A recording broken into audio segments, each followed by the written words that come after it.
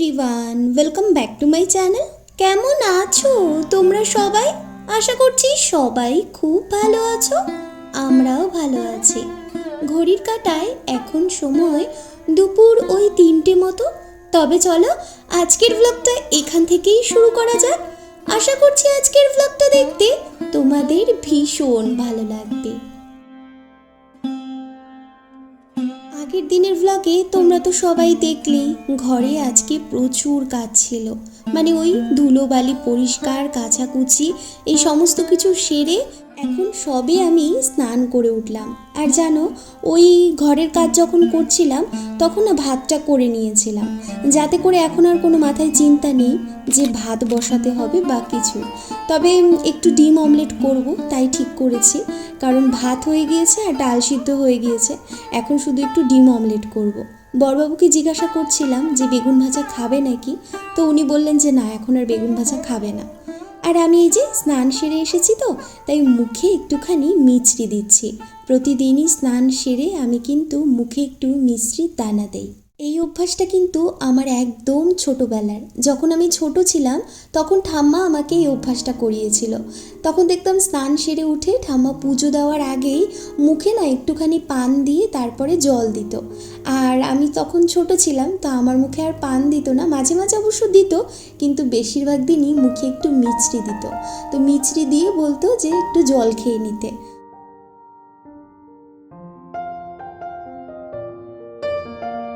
এখন আগে চুলটাকে একটু হালকা করে শুকিয়ে নেব, তারপরে ভাতটা খেয়ে দুপুরবেলার আগে বসবো তোমাদের জন্য ভিডিও তৈরি করতে। ব্যাস, ভিডিওটা পাবলিশ করা হয়ে গিয়েছে। এখন চলে এসেছি কিচেনে। কিচেনে এসেই সবার প্রথম এসেই দেখি বড়বাবু একটা দুধের প্যাকেট নিয়ে এসেছে। তো এখন এই দুধটাকে আগে জাল দেব আর তারপরে একটু কফি বানাবো। আর জানো, যে পরিমাণ ঠান্ডা পড়েছে তাতে না এখন 2 থেকে 3 বার যদি কফি খাওয়া হয় তাহলে শরীরটা যেন একটু বেশ গরম থাকে। আর এই শীতকালে মানে আমরা দুজন তো কফি ছাড়া থাকতেই পারি না। কফি না খেলে প্রচণ্ড ঘুম আসে, আর তারপর ঠান্ডাও প্রচুর পরিমাণে লাগে। আচ্ছা, শতাব্দী দিদি, টুম্পাদি ভাই, পিঙ্কি, এছাড়াও আরও অনেকেই জিজ্ঞাসা করেছো আমার হাজবেন্ড কি করেন, আমার হাজবেন্ড কি জব করেন, অনেকেই জিজ্ঞাসা করেছো। না গো, আমার হাজবেন্ড জব করেন না, আমার হাজবেন্ড বিজনেস করেন। আর ওনার বিজনেস হলো ডিজিটাল মার্কেটিং। এদিকে তো আমি কিচেনে এক মন দিয়ে কফি বানাচ্ছিলাম, এরই মধ্যে ভাই এসে বলল ওর কিছু খেতে মন চাইছে। আর তারপর নাকি আবার আমার বড়বাবু খুব ভালো একটা অফার দিয়েছে। বলেছে আমার আর ভাইয়ের যা যা খেতে মন চাইছে ডমিনোস থেকে নাকি আমরা তাই অর্ডার করে দিতে পারি। তো এখন আমরা দুজন ভাবছি কোনটা ছেড়ে কোনটা অর্ডার করব। তো আমি ভাইকে বলছি আগে আমি কফিটা তাড়াতাড়ি বানিয়ে নিই, কফি খেতে খেতেই না হয় আমরা অর্ডারটা কনফার্ম করব। এমনি সময় এই সন্ধেবেলা কফি খাওয়ার টাইম আসলেই যে কীরকম হয়, যে কতক্ষণে কফির কাপে একটা চুমুক দেব, ব্যাস সব শান্তি, পেটও শান্তি, মনও শান্তি, এরকম একটা ব্যাপার থাকে। কিন্তু এখন এই সব খাবারের ছবি সামনে দেখলে পর আর যদি এরকম একটা অফার কানে আসে যে নাকি যা খুশি অর্ডার দিতে পারি, বলো তখন কি আর এই কফির দিকে মন থাকে? কিন্তু না বাবা, তাই বললে কি হবে? কফিটা আমাকে ভীষণ ভালো করেই বানাতে হবে, কারণ এই সন্ধেবেলা আর সকালবেলার চা কফি যদি ঠিকঠাকভাবে আমি না তৈরি করি, আমার বড়বাবুর দেখি মুডটা না ঠিক থাকে না। মানে ও কিছু বলবে না আমাকে, কিন্তু ওর মন খারাপ হয়ে যায়, সেটা আমি খুব ভালো করেই বুঝতে পারি। আসলে সারাদিন যে পরিমাণ প্রেশার থাকে ওর মাথায়, সেখানে চা আর কফি সকাল সন্ধ্যায় যদি ঠিকঠাক জমিয়ে না হয় না, ও ঠিক মেজাজটা খোলে না। আর আজকে না আমারও ভীষণ খাটাখাটনি পড়েছে সারাটা দিন। এই কফিটা একটু খেলেই শরীরটা আবার ফিট হয়ে যাবে। আর তাই আজকের কফিটা অন্য দিনের থেকে আরও বেশি সুন্দর করে স্পেশালভাবে বানিয়েছি।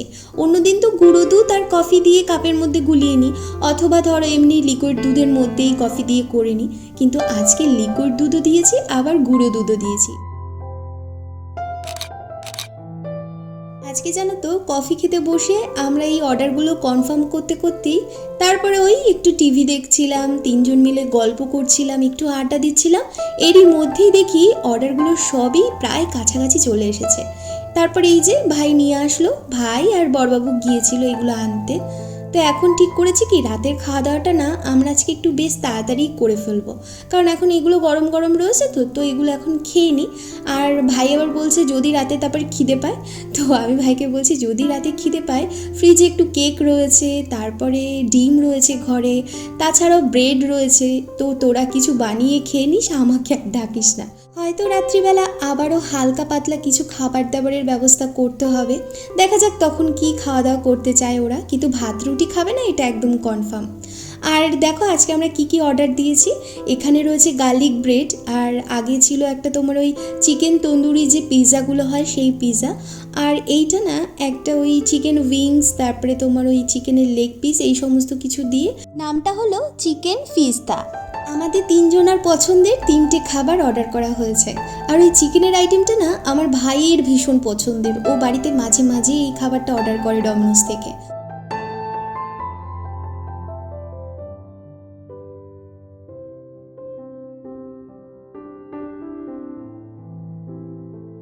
না, আর বেশি অপেক্ষা করাবো না, কারণ কেউই আর বেশিক্ষণ অপেক্ষা করতে পারছে না। এই সমস্ত সুস্বাদু খাবার যদি গরম গরম সামনে থাকে তাহলে কি আর অপেক্ষা করা যায় বলো?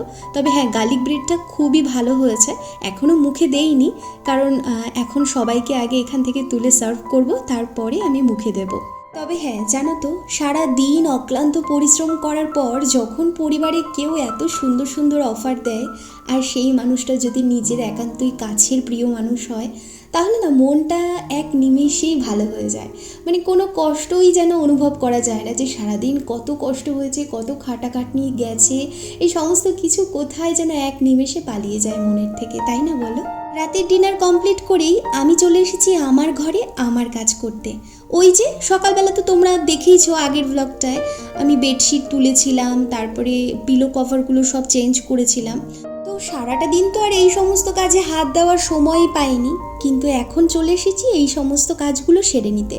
আর এই সমস্ত কাজে এসেই দেখি আমার শ্রদ্ধেয় তালই মশাইয়ের শালটা আমার খাটে গড়াগড়ি খাচ্ছে।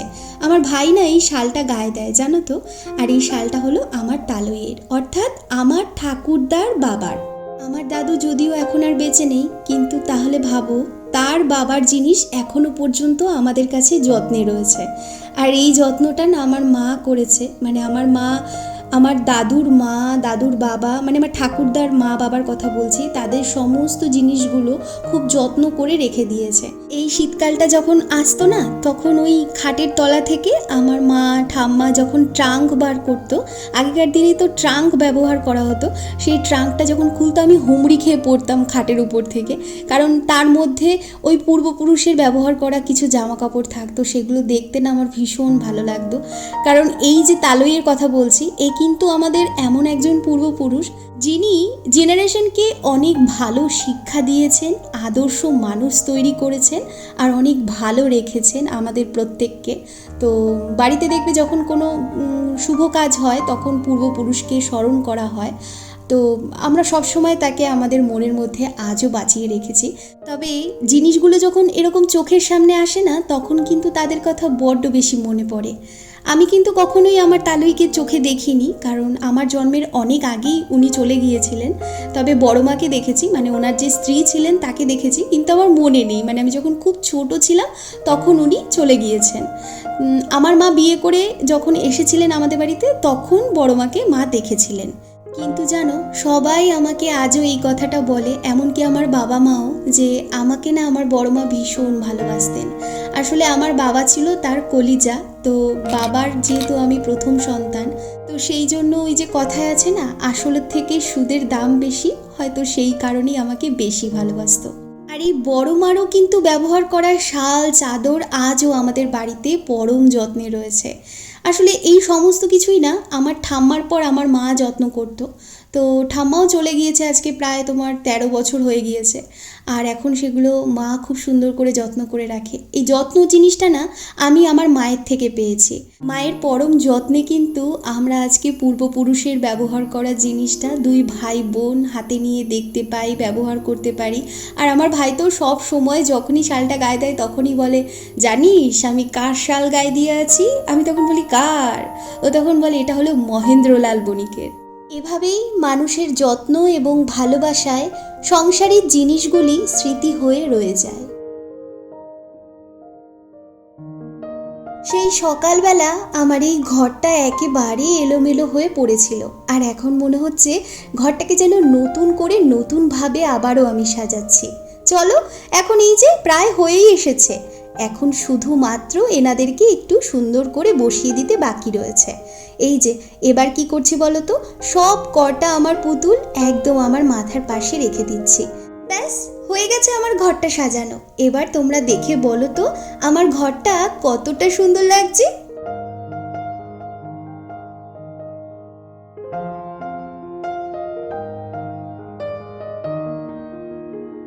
আমাদের থাকার জায়গাটা যখন সুন্দর করে পরিপাটিভাবে গুছিয়ে রাখি আমরা, তখন কিন্তু সেখানে বাস করতে এমনিই খুব ভালো লাগে, তাই না বলো? আর পুতুল ভালোবাসি তো ভীষণ পরিমাণে, তাই এখানে বিয়ের আগের এবং বিয়ের পরের কিছু পুতুল রয়েছে।